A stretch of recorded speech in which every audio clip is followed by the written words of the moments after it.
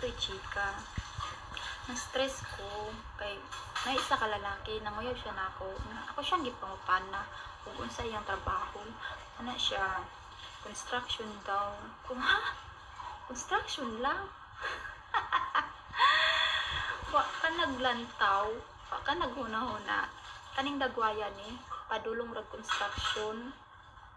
Hoy, mga construction, paminaw. Kabalo mo, mga akong ginapili.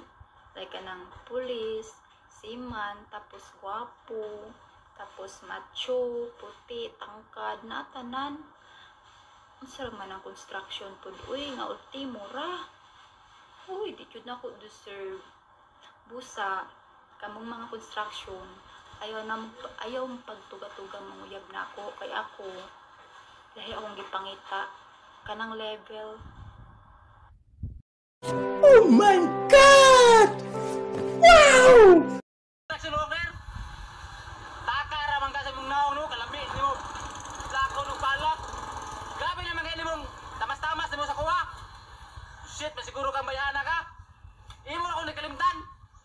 Ay, sa usawayan ng construction worker, kaya di ba ka paingon sa kuha gyapon. Kalimutan ka itong nilibuhat mo sa kuha. Bullshit ka. Nagsalig na ka ng kawartahan ka. Imo na akong nabiyaan. Kalami ni mo, kumuto ni mo, kuha na na mo ang baan ni mong buhanga ka. Ay, tama-tamayan ang construction worker, kaya rin nga pong kapaingon sa kuha. Ito nibuhat ni mo sa kuha sa una. Sumunod ito, nakalimutan ka. Bullshit ka, bayana ka. Nagsalig na kayo na ka sa gawas. Puti na kayo ka. Lisngag na ng ilong ni mo. Bunala, sinong kaning pala noon. Pag muli ka dito sa ato ang balay na to. Naapakay. Mabuhat ito Limal ka. Imong tamay-tamayo ng mga construction worker. Baka mawaw, imong bana ni mo nagtrabaho diri aw yung construction worker. Limal ka buhanga ka.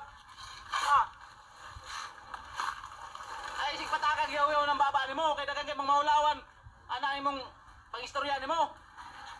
Grabe na ba din imong kiskis sa kuha kang buhanga ka. Pagbantay ka, makauli ka dito sa tuwa. Pagbantay ka. Pagbantay juga makauli ka sa kuha. Imumu, ka sa anidoro. Ulaw-ulaw ra ka.